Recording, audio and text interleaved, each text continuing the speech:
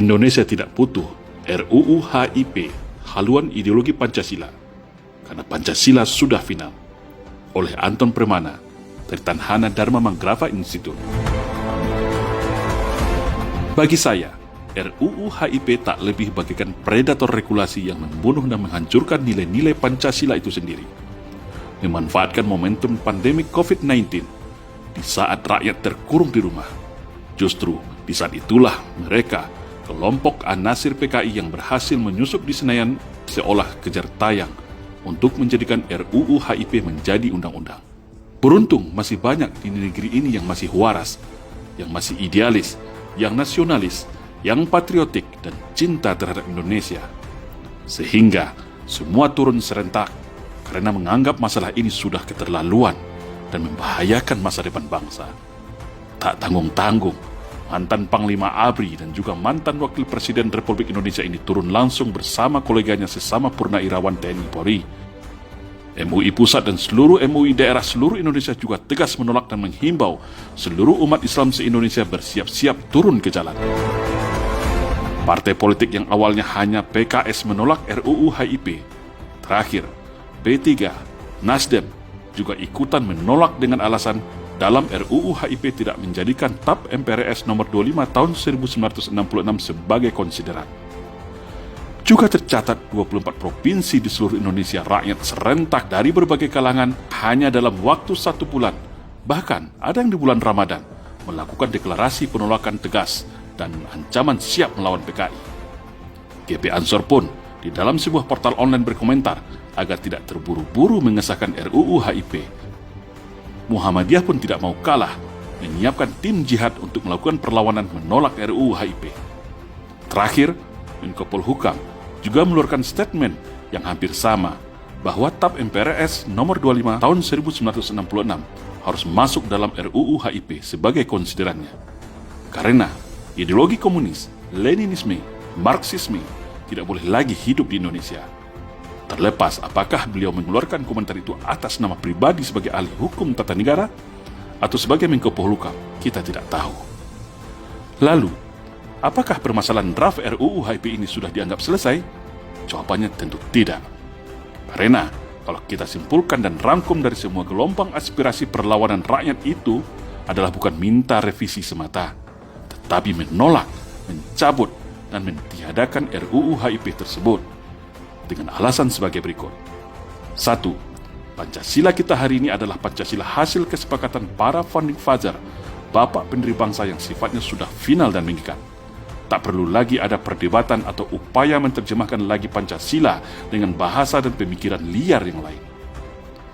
Soekarno saja yang awalnya mempunyai pemikiran Trisila kemudian mengerucutkannya menjadi Ekasila yaitu gotong royong, juga mengalah legowo dan menyetujui Pancasila ini. Begitu juga Muhammad Yamin, Ki Haji Bagus, Muhammad Hatta, semua yang tergabung dalam PPKI, Panitia Persiapan Kemerdekaan Indonesia, Ki Haji Bagus dengan konsepsi Piagam Jakarta, yaitu ketuhanan yang mewajibkan menjalankan syariat Islam bagi pemeluknya, semuanya sama-sama mengalah dan setuju dengan Pancasila hari ini. Lalu, kok ada satu kelompok yang sok merasa lebih hebat dan lebih tahu mengganti Pancasila? Bahkan hal ini diperkuat lagi dengan pidato Bung Karno pada HUT RI 17 Agustus tahun 1961 yang mengatakan bahwa proklamasi pembukaan Undang-Undang Dasar 1945 dan Pancasila adalah satu kesatuan yang tidak bisa dipisahkan sebagai identitas dan bentuk negara Indonesia. Ibarat proklamasi adalah bapak, pembukaan Undang-Undang Dasar 1945 dan Pancasila adalah anak-anaknya. Mengotak-ngatik ini sama saja mengotak-atik bentuk negara Indonesia yang merdeka 17 Agustus tahun 1945. Dan untuk terjemahan Pancasila, semua sudah termaktub di dalam pembukaan Undang-Undang Dasar 1945, batang tubuh, serta bab penjelasannya dalam Undang-Undang 1945 yang asli.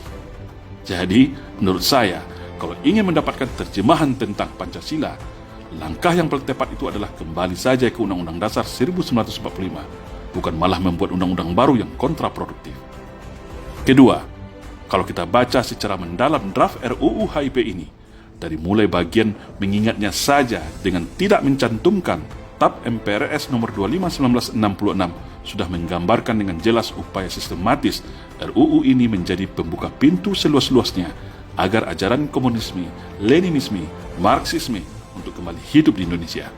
Dan lebih anehnya lagi, masih di bagian mengingat, tidak juga dicantumkan TAP MPR tahun 2003 tentang hierarki perundangan. Dan ini bisa secara tak langsung, posisi RUU HIP ini seolah nanti berada di atas Undang-Undang Dasar 1945, bahkan Pancasila itu sendiri. Pokok inti inilah yang sebagian pakar hukum tata negara menyebutnya sebagai kudeta ideologi negara. Karena dalam pasal 1 ayat 3 dibunyikan bahwa undang-undang ini harus menjadi acuan dalam penyusunan setiap aturan, regulasi, dan kebijakan pemerintah. Artinya, apapun produk regulasi, aturan, dan kebijakan kalau tidak sesuai dengan RUU HIP ini bisa dibatalkan.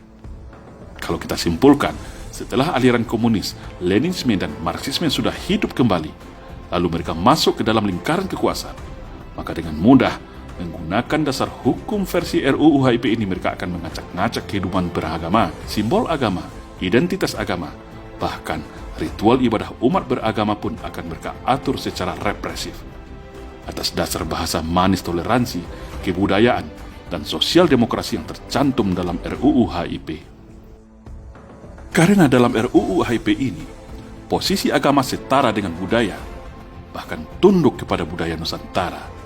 Dan bagi kelompok yang menentangnya bisa dicap anti terhadap negara, bisa dicap menjadi penjahat negara, bisa dipenjara kapan saja hanya gara-gara menjalankan ajaran agamanya.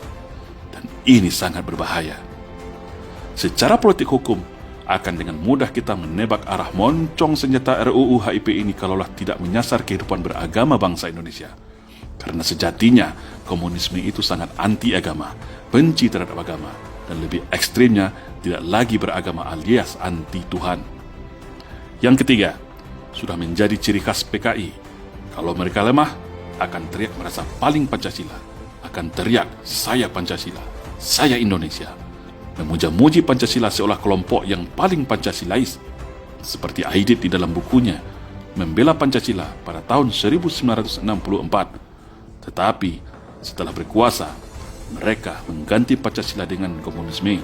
Pemberontakan G30 SPKI 65 adalah bukti dan fakta konkretnya.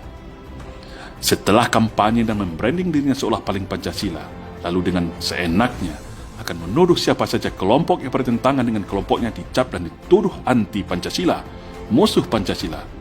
Menuduh para musuhnya itu seakan mau mengganti Pancasila agar tersudutkan dan dibungkam.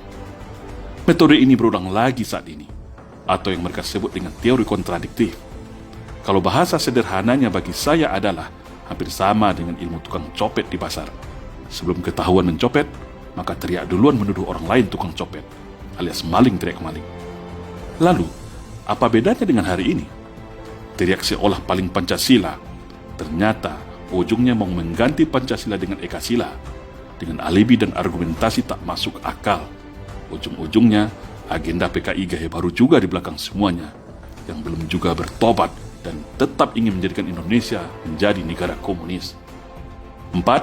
Sulit menerima kalau RUU HIP ini adalah sebuah skenario tak sengaja, seperti kasus minyak air keras ke wajah petugas KPK Novel Baswedan, atau salah input, atau salah ketik, seperti pada beberapa kejadian aneh sebelumnya di negeri ini.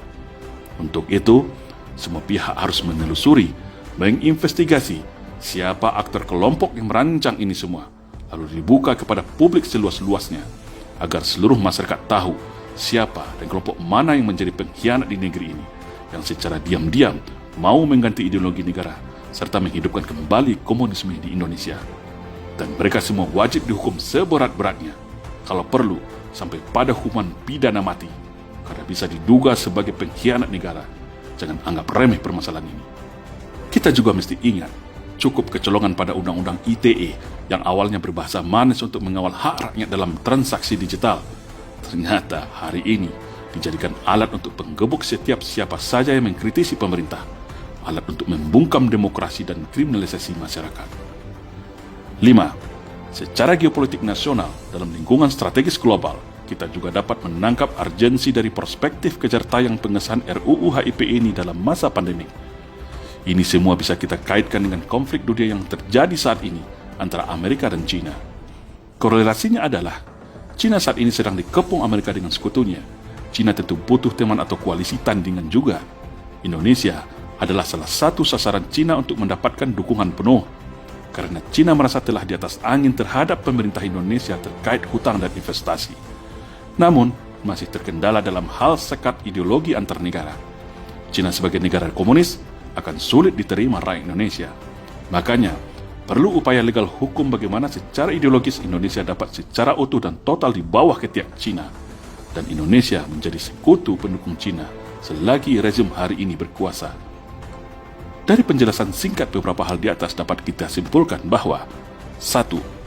Rakyat Indonesia melalui DPR dan MPR dan Presiden wajib hukumnya mencabut, menolak, dan mentiadakan RUU HIP ini karena syarat dengan kepentingan komunis serta dapat memporak-porandakan keutuhan NKRI. Mari kita catat bersama, simpan nama-nama yang selama ini teriak seolah paling Pancasila, teriak PKI itu tidak ada, teriak dan mendukung RUU HIP ini, maka mereka itulah yang patut diduga sebagai otak kerusakan negara hari ini. Para antek-antek PKI yang ingin berupaya merubah Indonesia dan membunuh Pancasila. Ingat wajah mereka dan kelompoknya, tak peduli apa pangkat, jabatan, dan status sosialnya. Kedua, Pancasila sudah final. Indonesia tidak butuh terjemahan lagi berupa HIP yang kontraproduktif. Pancasila final menjadi falsafah dan alat pemersatu bangsa. Pancasila adalah jalan tengah agar Indonesia tidak ditarik ke kiri atau ke kanan. Indonesia bukan negara agama, tetapi juga bukan negara anti-agama. Tapi Indonesia adalah negara yang beragama, di mana agama bisa dijadikan sebagai sumber hukum kehidupan berbangsa dan bernegara. Karena Pancasila adalah kristalisasi dari nilai kebaikan yang berasal dari rahim nilai luhur bumi Nusantara, sedangkan agama adalah sumber dari segala sumber kebaikan itu.